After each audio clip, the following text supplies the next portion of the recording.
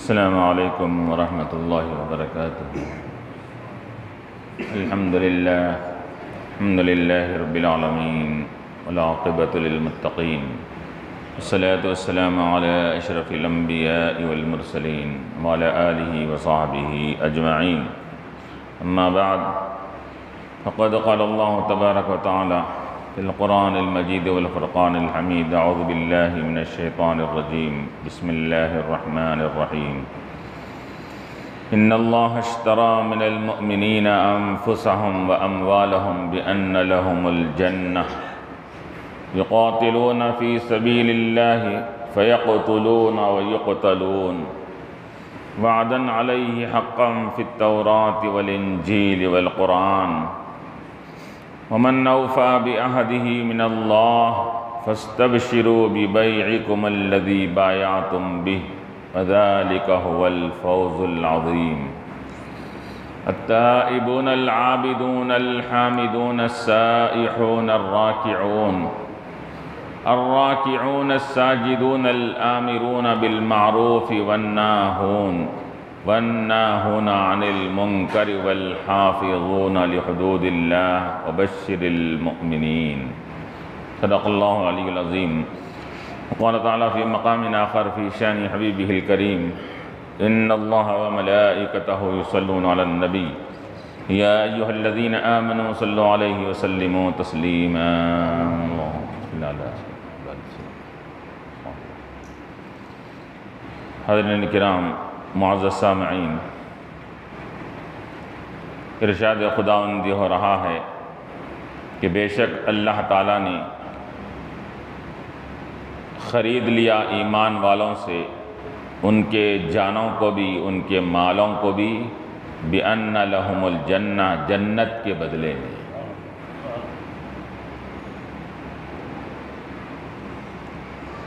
یقاتلون فی سبیل اللہ، کہ اللہ کے نیک بندے جن کو اللہ تعالیٰ خرید لیتا ہے، ان کی صفت کیا ہوتی ہے کہ وہ اللہ کے راہ میں دشمن سے مقابلہ کرتے ہیں، قتال کرتے ہیں، اور فَيَقْتُلُونَ وَيُقْتَلُونَ، دشمن کو مارتے بھی ہیں اور وقت آنے پر اپنی جان بھی راہ خدا میں دے دیتے ہیں۔ فَيَقْتُلُونَ وَيُقْتَلُونَ۔ اب یہاں پر اللہ تبارک و تعالیٰ ایک بیع اور آپس میں بیعت کے بارے میں، ایگریمنٹ کے بارے میں اللہ ذکر فرما رہا ہے کہ ہم نے بندے سے یہ معاہدہ کر لیا کہ اے بندے، تو اپنی جان، اپنے مال ہم کو دے دے، یعنی ہمارے بتائے ہوئے طریقے پر تو اپنی مال کو بھی، اپنی جان کو خرچ کر، تو ہم اس کے بدلے میں تجھ کو کل جنت عطا کریں گے۔ تو اللہ تعالیٰ نے یہاں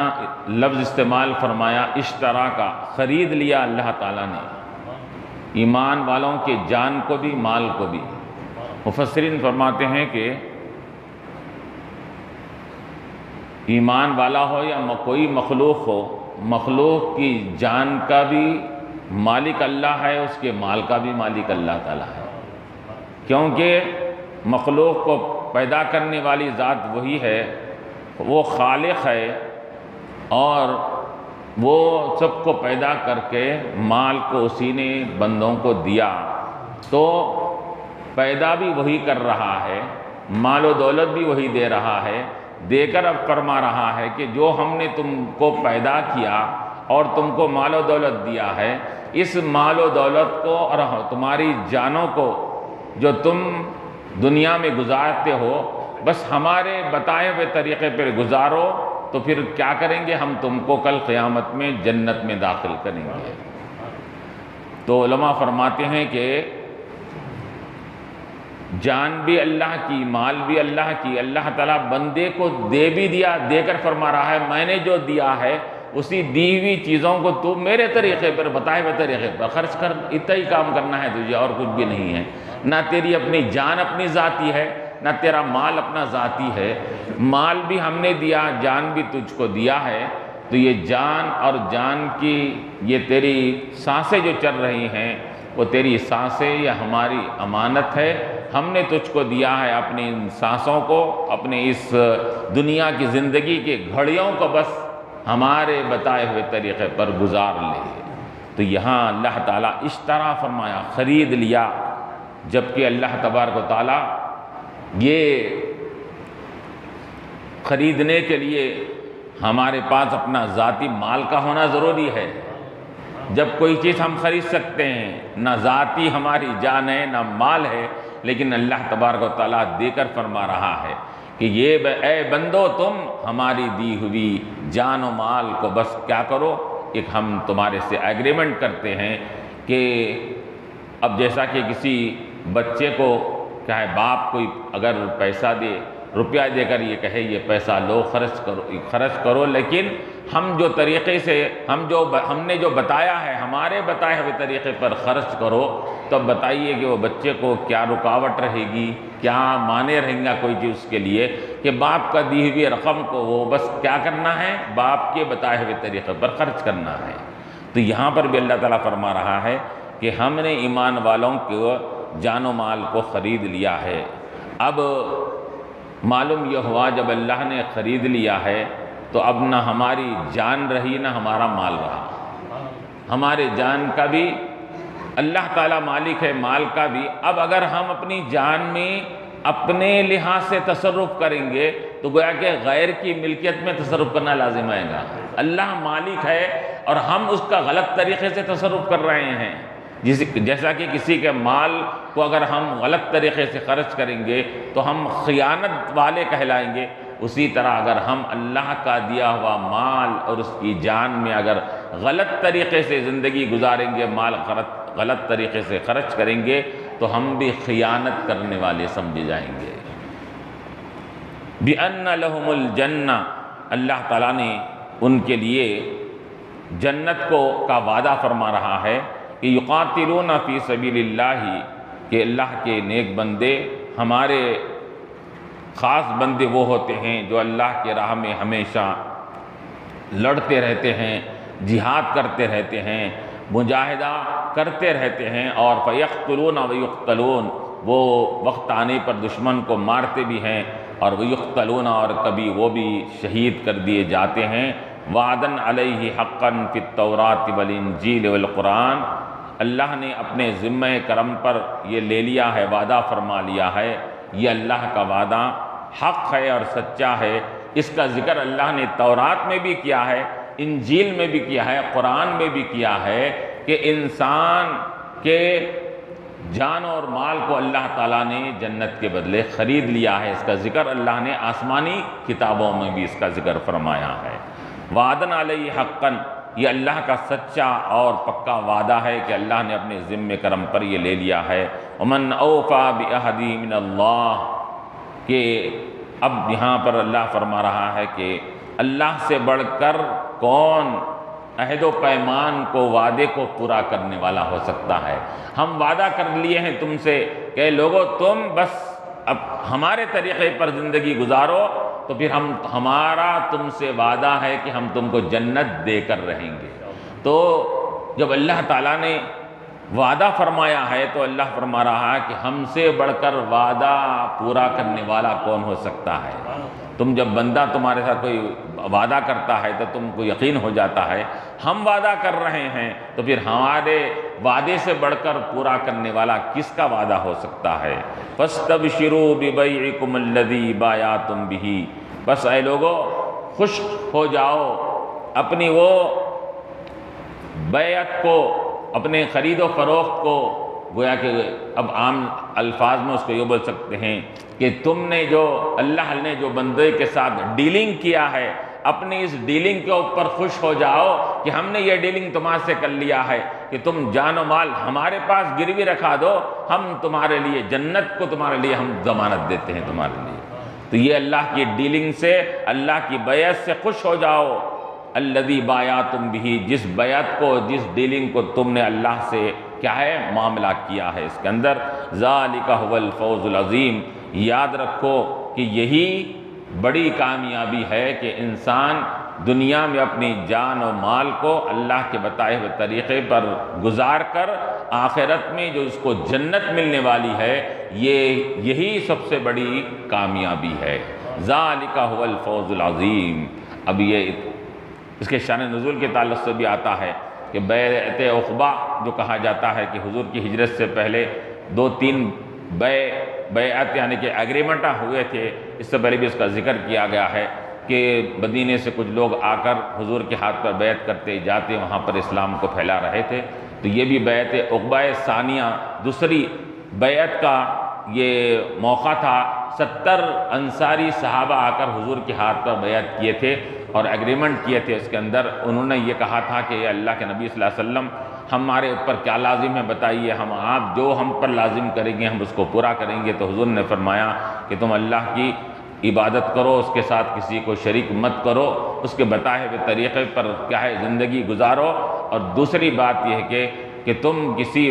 مخلوق کے ساتھ کسی کا برا مت چاہو، ہمیشہ ہر ایک کا اچھا چاہو۔ یہ 2 چیزوں کو تم اگر اختیار کر لیتے ہو تو بس تمہارے لیے بڑی کامیابی ہے۔ تو انہوں نے کہا کہ ہم اس پر عمل پیرا ہو جائیں گے، اس کا بدلہ ہم کو کیا ملے گا؟ تو حضور صلی اللہ علیہ وسلم نے فرمایا اس کا بدلہ تم کو کل آخرت میں اللہ جنت عطا فرمائے گا۔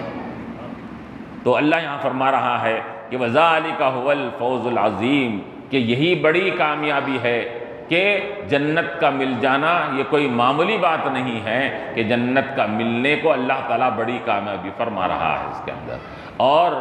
التائبون العابدون، اور اللہ کے وہ بندے جو اللہ سے ڈیلنگ کرتے ہیں، اللہ کے ساتھ معاملہ کر لیتے ہیں اور اللہ کے ساتھ یہ ایگریمنٹ کر کے اپنی دنیا میں زندگی جو گزارتے ہیں، ان کی مختلف صفتیں۔ پہلی صفت تو یہ ہے وہ دن رات اللہ کی راہ میں جہاد کرتے رہتے ہیں۔ جہاد ایک حقیقی جہاد بھی ہوتا ہے، ایک جہاد اپنے خواہشات نفسانی سے جہاد کرنا بھی ایک ہوتا ہے کہ ہمیشہ یہ اللہ کی راہ میں لڑتے رہتے ہیں اور مقابلہ کرتے رہتے ہیں، اور یقتلون کہ یہ اپنے نفس کو مارتے رہتے ہیں، نفس کے یہ شکنجے میں آتے نہیں ہیں بلکہ نفس کے تقاضوں کو مارتے رہتے ہیں، اور یہ اس طرح مجاہدہ کرتے رہتے ہیں۔ اب یہاں دوسری صفت اللہ بیان فرما رہا ہے کہ وہ اور کون بندے ہیں جو ہمارے ساتھ جنہوں نے معاملہ کیا کہ التائبون العابدون، کہ وہ بندے ہیں جو ہماری بارگاہ میں خوب توبہ کرتے ہیں، خوب رجوع کرتے ہیں، خوب ہماری بارگاہ میں لوٹ لوٹ کر آتے ہیں۔ اب یہاں پر توبہ گناہ کے بعد جو کیا جاتا ہے اس کو بھی توبہ کہتے ہیں۔ گناہ کر کے توبہ کرنا تو یہ تو ضروری ہی ہے، لیکن گناہ نہ، اللہ کے نیک بندوں کی یہ صفت تھی کہ گناہ نہ کر کے بھی اللہ کی بارگاہ میں توبہ کرتے تھے۔ التائبون خوب توبہ کرنے والے ہوتے ہیں کہ گناہ نہ کر کے بھی اللہ کی بارگاہ میں ہمیشہ یہ رجوع کرتے ہیں، توبہ کرتے ہیں۔ کیوں توبہ کرتے ہیں کثرت سے؟ کیونکہ ان کو اللہ کے نیک بندے گناہ نہ کر کے توبہ اس وجہ سے کرتے ہیں کہ توبہ کرنے والوں کو اللہ پسند فرماتا ہے۔ توبہ اللہ تعالیٰ کے پاس بہت پسندیدہ ہے، اس وجہ سے ہمیشہ اللہ کی بارگاہ میں انی تبت الیک وانی من المسلمین، بڑے بڑے انبیاء علیہ السلام نے فرمایا اے اللہ میں تیری بارگاہ میں توبہ کرتا ہوں، وانی من المسلمین، اور اپنے آپ کو مسلمانوں کی فہرست میں داخل کرتا ہوں۔ یہ توبہ یہ کثرت سے حدیث شریف میں آتا ہے کہ اللہ کے نبی علیہ السلام بھی 70 سے زیادہ مرتبہ روزانہ استغفر اللہ پڑھا کرتے تھے۔ اب بتائیے استغفر اللہ کے معنی ہے کہ گناہوں کی مغفرت طلب کرنا، گناہوں کی معافی چاہنا۔ تو اللہ کے نبی علیہ السلام روزانہ 70 سے زائد مرتبہ استغفر اللہ۔ تو یہ استغفار کرنا، گناہ کر کے استغفار کرنے والا ایک ہوتا ہے جو گناہوں سے معصوم ہے، وہ ذات بھی استغفار کر کے بتا رہی ہے کہ میں گناہوں سے معصوم رہ کے استغفار کر رہا ہوں، تم تو گناہوں میں اڑے ہوئے ہو، تم کو کس طرح استغفار کرنا چاہیے تمہارے لیے۔ تو التائبون توبہ کرنے والے ہوتے ہیں، العابدون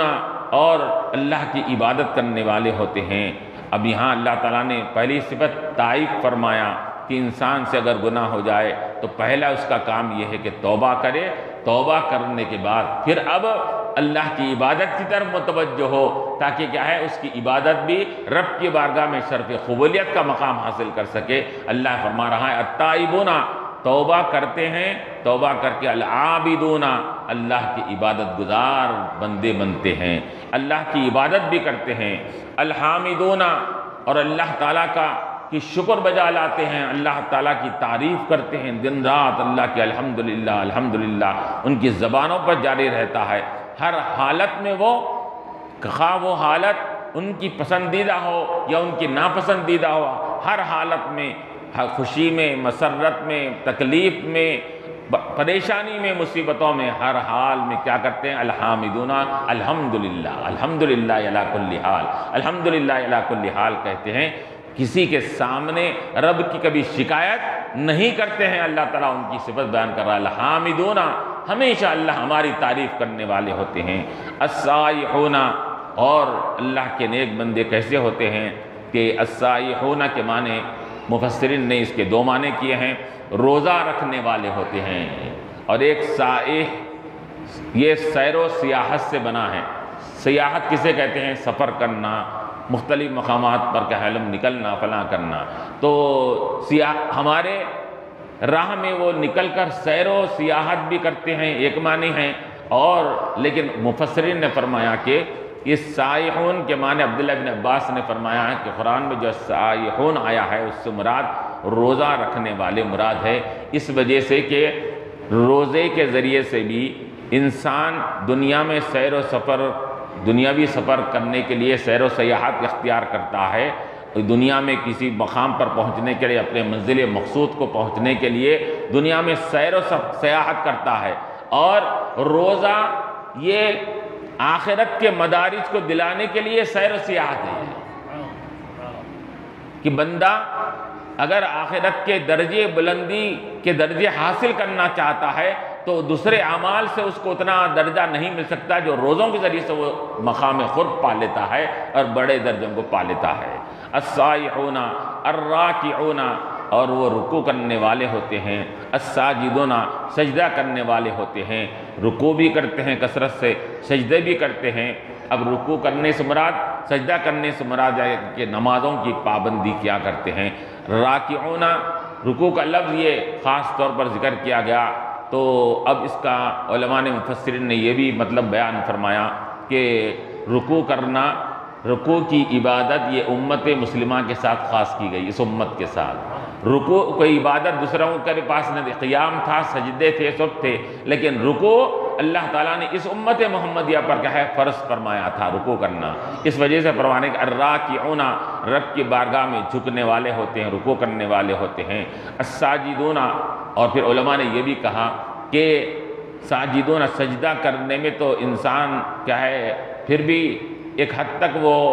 جیسا کرنا چاہیے کر لیتا ہے، لیکن رکوع میں انسان کیا کرتا ہے کوتاہی کرتا ہے، اس وجہ سے رکوع کا ذکر یہاں کیا ہے وضاحتاً کر دیا گیا کہ رکوع بھی کرتے ہیں سجدہ بھی کرتے ہیں، تو معلوم یہ ہوا کہ رکوع میں انسان تساہل اور غفلت برتتا ہے، تو غفلت نہ برتنے کے لیے اللہ نے فرمایا کہ کیا ہے تم رکوع بھی کیا ہے خاص طور پر تو پوری توجہ کے ساتھ کیا کرو جیسا سجدہ کیا کرتے ہو۔ الآمرون بالمعروف اور اللہ کے نیک بندے کیسے ہوتے ہیں؟ الآمرون بالمعروف کہ بھلائی کا حکم دینے والے ہوتے ہیں، ہمیشہ نیکی کی بات لوگوں کو بیان کرتے ہیں، نیکی کی طرف لوگوں کو دعوت دیتے ہیں، اچھائی کی اور خیر کی طرف لوگوں کو رہبری کرتے ہیں، والناہون عن المنکر اور برائی سے لوگوں کو روکنے والے ہوتے ہیں، یہ بھی صفت اللہ نے ان کی ذکر فرمائی۔ تو معلوم یہ ہوا ان سب صفتوں کا جو اٹھانے والا حامل ہوتا ہے، صفتوں کو اختیار کرنے والا، اس کے لیے بھی جنت کا وعدہ اللہ تعالیٰ فرما رہا ہے کہ امر بالمعروف نہی عن المنکر، بھلائی کا حکم دینا، برائی سے روکنا، یہ کیا ہے خصوصاً اس امت محمدیہ کی صفت بیان کی گئی ہے کہ کنتم خیر امت اخرجت للناس، تم بہترین امت کیا ہے شمار کیے گئے ہو اے امت محمدی۔ کیوں بہترین امت ہو تم؟ اخرجت تأمرون بالمعروف وتنہون عن المنکر کہ تم لوگوں کو بھلائی کا حکم دیتے ہو، برائی سے روکتے ہو، اس وجہ سے تم کو خیر امت سے نوازا جا رہا ہے۔ تو خیر امت کی ذمہ داری کیا ہے کہ خیر امت ہونے کی ذمہ داری یہ ہے کہ وہ جہاں کہیں بھی کوئی برائی کو دیکھے تو برائی سے روکے، اور کوئی خیر کی بات کہنا ہے تو وہاں کہنے سے رکے نہیں، بلکہ بھلائی کا ہمیشہ خیر کا حکم دے اور برائی سے روکنے والے بن جائیں۔ یہ صفت اللہ نے دو چیزیں بیان فرمائی، اور اگر یہ صفتیں ایسی اہمیت والی صفتیں ہیں کہ روایت میں حدیث شریفہ میں آتا ہے کہ اگر یہ صفت اس امت محمدی صلی اللہ علیہ وسلم سے اگر ذمہ داری کی یہ چیز کو اگر لوگ ختم کر دیں گے تو روایت میں آتا ہے کہ تم ضرور بھلائی کا حکم دو، برائی سے روکو، ورنہ کیا ہوگا؟ ورنہ تمہارے اوپر اللہ تعالیٰ ظالم بادشاہ کو مسلط فرما دے گا۔ اگر تم اچھائی کا حکم برائی سے روکنے کی صفت اختیار نہیں کرو گے تو اللہ کیا کرے گا؟ ظالم بادشاہ کو مسلط کر دے گا، اور تم دعا بھی کرو گے تو تمہاری دعائیں قبول نہیں ہوں گی،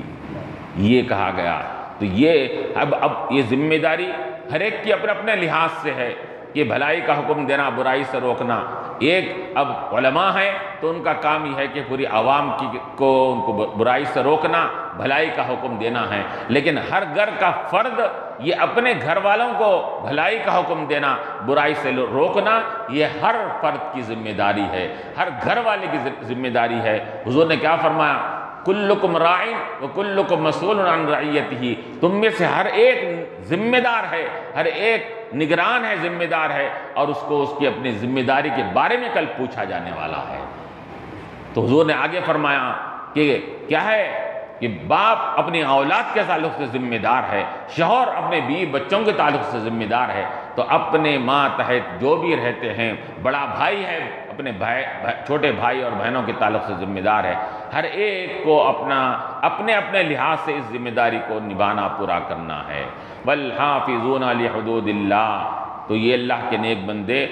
یہ بھلائی کا حکم بھی دیتے ہیں، برائی سے روکتے بھی ہیں۔ وَالْحَافِظُونَ لِحُدُودِ اللَّهِ، اور اللہ کے حدود کی پابندی کرنے والے ہوتے ہیں۔ اللہ نے جو حد بندی کی ہے اس حد بندی کا لحاظ رکھنے والے ہیں۔ وَالْحَافِظُونَ لِحُدُودِ اللَّهِ، کہ اللہ نے فرمایا کہ کیا ہے کہ یہ تمہاری یہاں تک حد بندی ہے، اس کے آگے مت جاؤ، اس کے آگے مت پھلانگو، تو بس وہ اللہ کے حدود کے اندر رہ کر زندگی بسر کرتے ہیں، اس کے حدود کو پھلانگتے نہیں ہیں، بلکہ حدود کی حفاظت کرنے والے ہوتے ہیں۔ وَبَشِّرِ الْمُؤْمِنِينَ، اور اللہ تعالیٰ نے فرمایا کہ ایمان والوں کو خوشخبری دے دو کہ ایمان والوں نے جو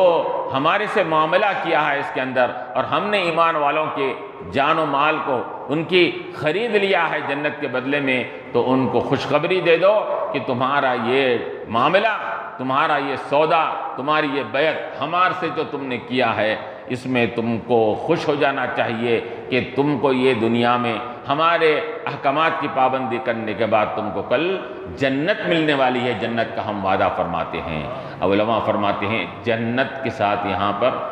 جنت کی جو بھی اس کے اندر کی نعمتیں ہیں وہ تمام جب جنت ملے گی تو تمام اس کی نعمتیں بھی ساتھ میں اس کے ساتھ لازم و ملزوم ہے کہ انسان جب جنت میں جائے گا تو وہاں ہمہ اقسام کی جو بھی نعمتیں ہیں وہ نعمتیں اس جنت والے کو ملنے والی ہے۔ تو یہ اللہ تعالیٰ نے اپنے خاص بندوں کی، اللہ والوں کی صفتیں یہاں بیان فرمائی ہے۔ اور اگر ہم اب موجودہ زمانے میں اگر ہم دیکھیں اس کے اندر تو اولیاء اللہ کی یہ صفتیں ہیں کہ اولیاء اللہ ان تمام صفتوں پر کاربند رہا کرتے تھے۔ اور یہی نہیں بلکہ کیا ہے، جیسا کہ یہ مہینہ 11ویں کا مہینہ ہے اور کل ہی غوث پاک کی 11ویں کا دن گزرا ہے اس کے اندر، تو یہ ولایت یہ اللہ تعالیٰ کی طرف سے ایک خاص تحفہ ہوتا ہے جو بندے کو دیا جاتا ہے۔ وہ بندے کو ان کی ریاضت کی وجہ سے، بعض کو ولایت اس کی اپنے ریاضت کی وجہ سے، اس کی مجاہدے کی وجہ سے، اور اس کی اپنی محنت اور عبادت کی وجہ سے کیا ہے ولایت ملتی ہے، اور کسی کو اللہ تعالیٰ وہاں بھی عطا فرما دیتا ہے کہ اپنے فضل و کرم سے بغیر محنت کے کیا ہے کسی کو اپنے طرف سے اپنے فضل و کرم سے کیا ہے ولایت عطا فرما دیتا ہے۔ تو غوث پاک رحمۃ اللہ علیہ کا وہ مقام و مرتبہ ہے کہ اللہ تبارک و تعالیٰ نے آپ کو پیدائشی ولی بنا کر پیدا فرمایا تھا۔ آپ ماں پیٹ کے ولی بن کر پیدا ہوئے تھے، آپ نے ابھی کوئی محنت نہیں کی، مجاہدہ نہیں کیا، عبادت نہیں کیا، لیکن اس کے باوجود بھی اللہ تعالیٰ نے آپ کو ان کی ماں کی پیٹ سے ہی جب پیدا فرمایا تو آپ ولی بن کر پیدا ہوئے۔ علماء فرماتے ہیں اس کے اندر کہ اللہ تعالیٰ نے غوث پاک رحمۃ اللہ علیہ کو وہ بلند و بالا شان عطا فرمائی ہے اس کے اندر کہ علماء نے اس کی مثال دیا کہ اللہ کی شان کو دیکھنا ہے تو محمد الرسول اللہ صلی اللہ علیہ وسلم کو دیکھو، محمد الرسول اللہ کی شان کو دیکھنا ہے تو غوث پاک رحمۃ اللہ علیہ کو دیکھو۔ اللہ کی شان کا اظہار حضور کی ذات میں ہے، حضور کی شان کا اظہار اگر دیکھنا ہے تو غوث پاک کی زندگی میں دیکھو، غوث پاک کی حیات میں دیکھو۔ اور علماء نے یہ بھی فرمایا کہ اللہ تبارک و تعالیٰ کی ذات و صفات کا مظہر حضور پاک علیہ السلام کی ذات بابرکت ہے۔ اللہ نے اپنی ذات کا بھی صفات کا بھی مظہر بنایا، کس کو؟ حضور پاک علیہ السلام کو، اور حضور پاک علیہ السلام کی ذات اور صفات کے مظہر غوث پاک رحمۃ اللہ علیہ کو بنایا۔ تو جو اسی وجہ سے بعض روایت میں یہ بھی آتا ہے کہ ہر نبی کی امت میں ایک ایسا ہوتا ہے وہ نبی کے مثل اور نبی کے مثال اور نبی کے نظیر کے جیسا ہوتا ہے۔ تو علماء فرماتے ہیں اس امت میں نبی کے مثل اور نبی کا مثال اگر کسی کو دیکھنی ہے تو غوث پاک رحمۃ اللہ علیہ کو دیکھو۔ اللہ نے غوث پاک کو نبی کی مثال بنایا اس کے اندر۔ اور یہی نہیں بلکہ علماء فرماتے ہیں کہ ولایت ایک بڑا اونچا مقام ہے اور ایسا درجہ ہے کہ اللہ تبارک و تعالیٰ جس بندے کو اپنا قرب عطا فرمانا چاہتا ہے اس کو اللہ تبارک و تعالیٰ ولایت کے مقام سے سرفراز فرماتا ہے۔ اور کئی ایک دنیا میں اولیاء اللہ ہوئے ہیں، لیکن غوث پاک رحمۃ اللہ علیہ کے تعلق سے آتا ہے کہ ہر کوئی دنیا میں آ کر یا تو اللہ کے فضل سے ولی بنا یا اپنے مجاہدے سے ولی بنا۔ ہر کوئی کئی ایک اولیاء اللہ ہے جنہوں نے ولایت کو اختیار کیا، ولی بنے ہیں، لیکن غوث پاک کا مقام وہ ہے کہ آپ ولی بنے ہی نہیں، ولی گر ہے، ولی بنانے والے ہیں۔ ہر ولی بننا یہاں پر آ کر غوث پاک رحمۃ اللہ علیہ کا معاملہ یہ ہے کہ آپ اولیاء کو بناتے ہیں آپ۔ بلکہ علماء نے یہاں تک لکھ دیا کہ کوئی بھی ولی ولایت کے فہرست میں آ ہی نہیں سکتا جب تک کہ غوث پاک کی دستخط نہ ہو جائے اس کے اندر۔ غوث پاک کی تصدیق جب تک کہ نہیں ہوتی کوئی ولی ولایت کے مقام پر آ ہی نہیں سکتا اس کے اندر۔ غوث پاک رحمۃ اللہ علیہ کے پاس دستخط ہوتی ہے کسی ولی کے تعلق سے، تبھی اس کو ولایت کی فہرست میں داخل کیا جاتا ہے۔ تو اللہ نے ایسا اونچا مقام عطا فرمایا آپ کو کہ کیا ہے کہ ولایت جس کے در پر ولایت بٹا کرتی ہے اس کے اندر، جس کے در پر خطبیت کو بانٹا جاتا ہے، ابدالیت کو بانٹا جاتا ہے۔ ارے وہ واقعہ ہمارے سامنے مشہور واقعہ ہے، چور کا واقعہ ہے اس کے اندر۔ آپ کے گھر میں ایک چور آیا تھا، آپ آپ کا جبہ مبارک جو تھا بڑا نہایت قیمتی پہنا کرتے تھے۔ وہ جب دیکھا اس نے کہ یہ بڑا قیمتی جبہ اور شایا آپ پہنے ہوئے ہیں تو آپ جیسا ہی گھر میں داخل ہوئے وہ بھی داخل ہوگا، کونے میں چھپ گیا انہیں، تاکہ وہ آپ کا جبہ جو قیمتی جبہ ہے اس کو چرا سکے۔ حضرت غوث پاک رحمۃ اللہ علیہ گھر میں آنے کے بعد رات ہو گئی، تہجد کے لیے کھڑے ہو گئے، تو تہجد کی نماز پڑھ رہے ہیں، اب انہیں ادھر ادھر ٹٹول رہا ہے، فلاں کر رہا ہے۔ تو غوث پاک رحمۃ اللہ علیہ نے سلام پھیر کر دیکھا تو یہ چور وہاں پر پایا گیا۔ تو آپ نے کہا کہ کیا چاہتا ہے؟ تو اس چور ڈرنے لگا، کہنے لگا غوث پاک مجھ سے غلطی ہو گئی، معافی چاہتا ہوں مجھے معاف کر دیجئے، مجھ سے غلطی ہو گئی میں۔ تو آپ نے کہا کہ ارے میاں، جو تو یہاں چاہتا ہے وہ تجھ کو ملنے والا نہیں ہے، جو تو چاہتا ہے یہاں نہیں ہے، جو یہاں ہے وہ تیرے کو نہیں ہونا۔ اس کو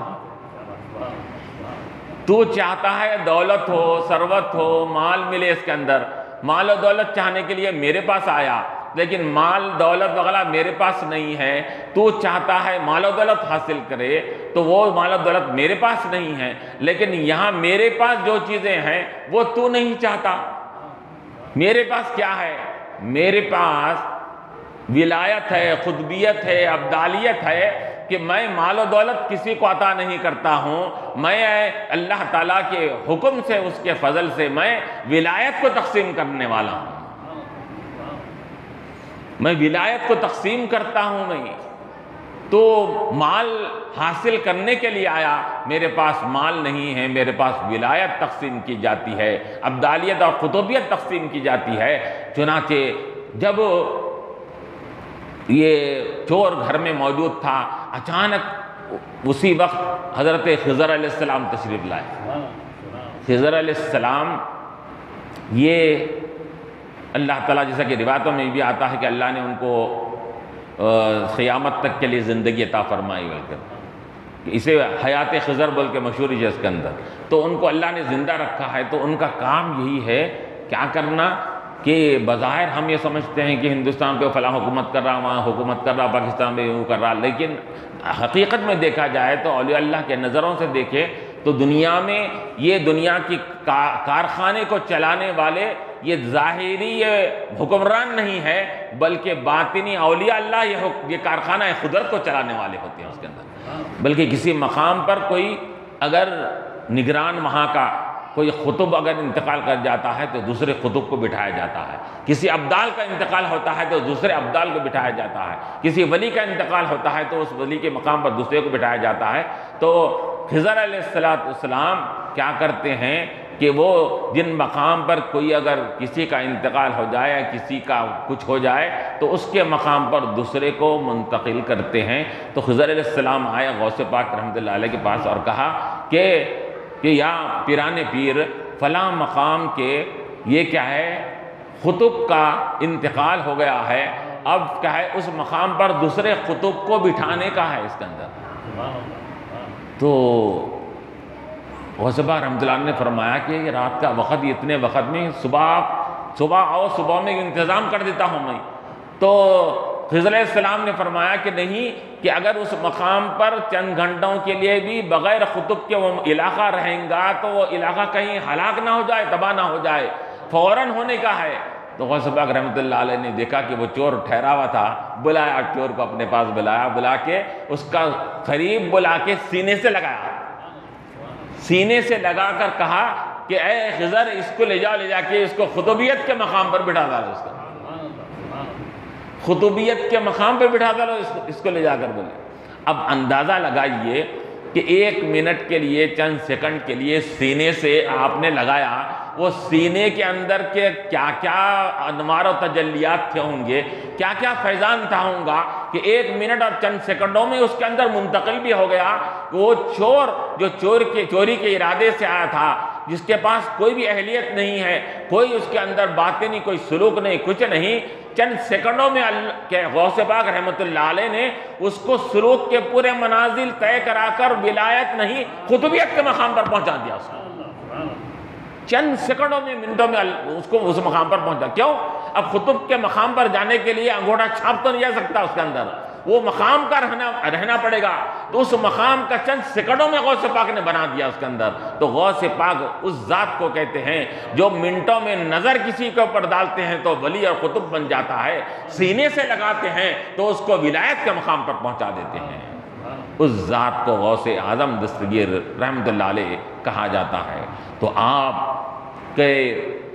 ہم ماننے والے بھی ہیں، آپ کے چاہنے والے بھی ہیں، اور آپ سے وابستہ رہنا یہ ہمارے اپنے ایمان کی کمال کی دلیل ہے۔ اور یہ علماء نے کیا فرمایا اس کے اندر کہ غوث پاک رحمۃ اللہ علیہ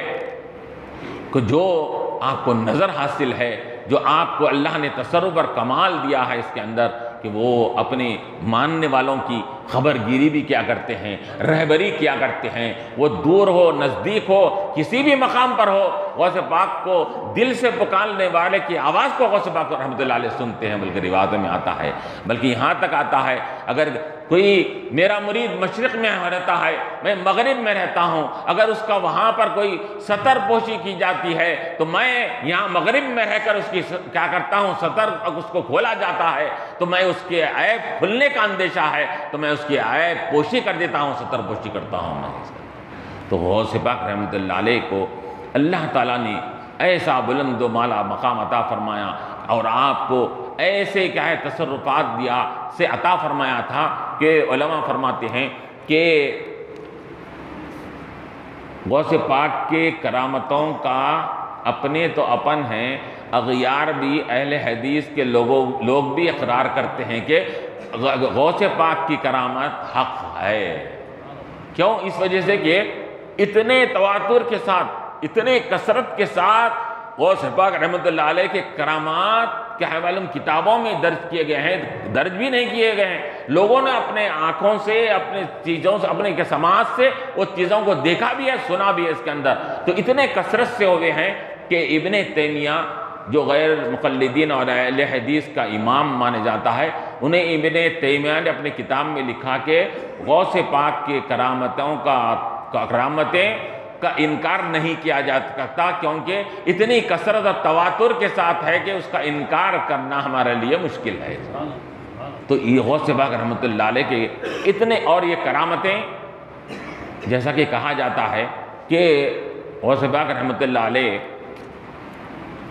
اولیاء اللہ ہو یا غوث پاک ہو یا کوئی بھی ہو، یہ کرامتیں کیوں ظاہر کرتے تھے؟ کرامتوں کے ذریعے سے لوگوں کو ہدایت دینا چاہتے تھے، لوگوں کی ہدایت کے لیے، لوگوں کی رہبری کے لیے یہ کرامتوں کا اظہار کیا کرتے تھے یہ اولیاء اللہ۔ یہ اپنے دھاک جمانے کے لیے، اپنے کیا ہے کہ اپنے مقام و مرتبے کو ظاہر کرنے کے لیے کرامتوں کا اظہار نہیں کرتے تھے، بلکہ کس کے لیے کرتے تھے کہ میری کرامت سے کیا ہو جائے، یہ مخلوق ہے خدا کا فائدہ ہو جائے، ان کو ہدایت مل جائے، ان کو رہبری حاصل ہو جائے، اس کی خاطر کرامتوں کا ظہور کیا کرتے تھے۔ اور چنانچہ غوث پاک رحمۃ اللہ علیہ نے کئی ایک چیزوں کو آپ نے کیا کیا اس کے اندر کہ اپنے مریدین کی مدد فرمائی۔ کہاں پر؟ اپنے مقام پر رہ کر، کوئی شمال میں ہے، کوئی جنوب میں ہے، کوئی سمندر میں ہے، یہاں تک کہ وہ واقعہ مشہور ہے جیسا کہ جس کے تعلق سے شعر بھی کہا جاتا ہے، کئی ڈوبتوں کو تم نے کہا نکالا ہے، میری بھی کشتی سنبھالو غوث اعظم۔ تو بتا رہے ہیں کہ ایک دریا میں ایک مرتبہ آپ کے مریدین اور معتقدین کی کیا ہے کشتی جا رہی تھی، اچانک ہوائیں چلنے کی وجہ سے وہ کشتی کیا کرنے لگی، ڈوبنے لگی۔ جیسا ہی ڈوبنے لگی تو انہوں نے وہاں پر سمندر میں کشتی میں سوار ہے ان کے مریدین و معتقدین، وہاں سے انہوں نے پکارا، یا عبد القادر جیلانی رضی اللہ عنہ ہماری مدد فرمائیے۔ تو وہ ان کی سمندر میں کشتی میں سوار ہو کر جانے والوں کی آواز کو آپ نے بغداد میں بیٹھ کر اپنے منبر پر ان کی آواز کو سنا۔ آواز کو سنا ہی نہیں بلکہ آواز کو سننے کے بعد روایت میں آتا ہے کہ آپ نے ایسا، اب سامنے دیکھنے والے آپ آواز کر رہے ہیں، تقریر کر رہے ہیں، اچانک آپ ہاتھ آگے بڑھائے، پھر ہاتھ پیچھے کرے اس کے اندر۔ جیسا ہی ہاتھ بڑھا کر پیچھے کرے تو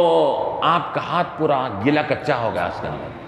تو متقدین مریدین جو آپ کے سامنے بیٹھے ہوئے تھے انہوں نے کہا کہ اے پیران پیر یہ کیا بات ہے، ابھی آپ کا ہاتھ تو سوکھا تھا اچانک کچا ہو گیا۔ تو آپ نے کہا کہ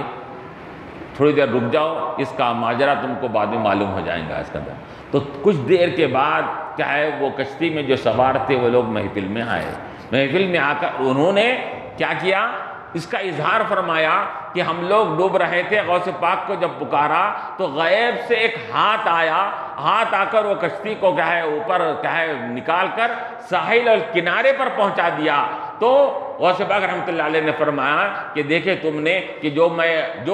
ہاتھ میرا گیلا کیوں ہوا تھا، میں اپنے مریدین کو کیا ہے وہ جو کشتی ڈوب رہی تھی سمندر میں، اپنے ہاتھ کو اندر ڈال کر کشتی کو باہر نکالا تھا، اس وجہ سے میرا ہاتھ گیلا ہو گیا۔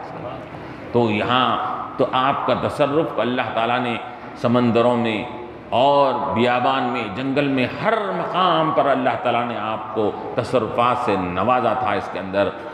یہاں تک کہ دلوں کے حالات، یہ جب بندہ اللہ کا مقرب بن جاتا ہے، عام ولی کے تعلق سے آتا ہے، عام ولی بھی جو ہوتا ہے اس کے تعلق سے آتا ہے کہ جب بندہ عبادت کرتے کرتے کرتے کرتے ہمارا قرب حاصل کرتا ہے نوافل کے ذریعے سے، عبادت کے ذریعے، تو اللہ تعالیٰ حدیث قدسی میں فرماتا ہے، صحیح حدیث میں، کہ میں اس کی سماعت بن جاتا ہوں جسے سنتا ہے، کان بن جاتا ہوں جسے سنتا ہے، زبان بنتا ہوں جس سے بولتا ہے، ہاتھ بنتا ہوں جس سے کیا ہے وہ کام کرنے لگتا ہے، پیر بن جاتا ہوں جس سے چلنے لگتا ہے۔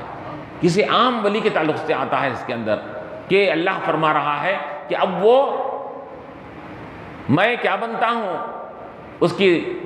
زبان بن جاتا ہوں جس سے بولتا ہے اس کے اندر۔ تو گویا کہ بولنے والے کیا ہوتا ہے، بظاہر ہم کو انسان نظر آتے ہیں، لیکن اللہ تبارک و تعالیٰ ان کی زبان سے، اس کے منہ سے اللہ تعالیٰ بولنے لگتا ہے۔ تو یہ عام الفاظ آئے ہیں۔ تو اسی طرح کہ غوث پاک رحمۃ اللہ علیہ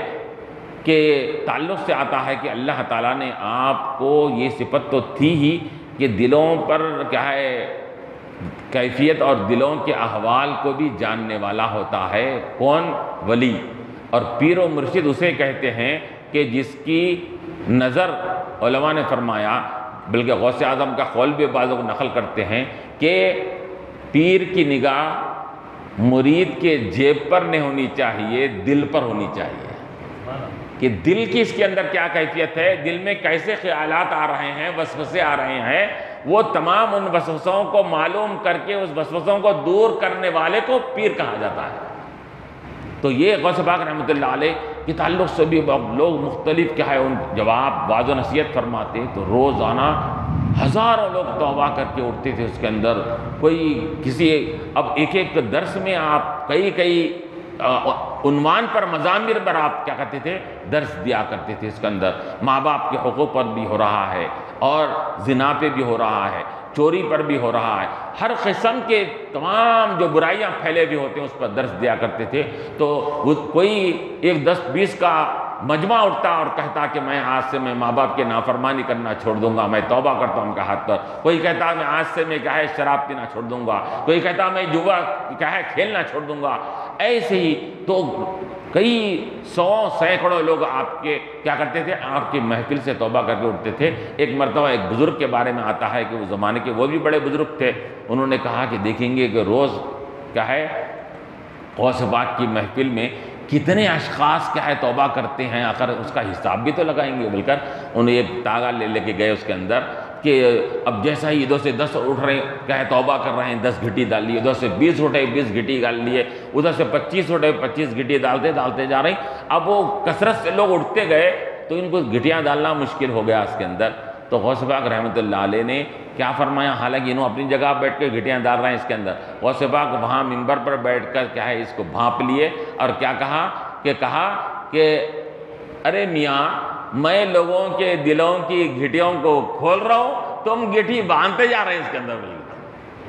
میں گھٹی کھول رہا ہوں، دل کی گھٹی کو کھول کر اللہ اس کے رسول کی محبت ڈال رہا ہوں، تم یہاں گھٹیاں ڈال لیتے بیٹھے اس کے اندر۔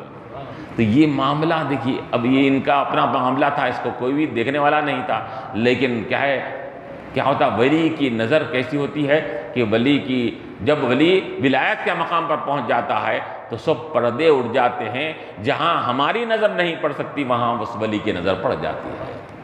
وآخر دعوانا الحمد للہ رب العالمین۔ ربنا ظلمنا انفسنا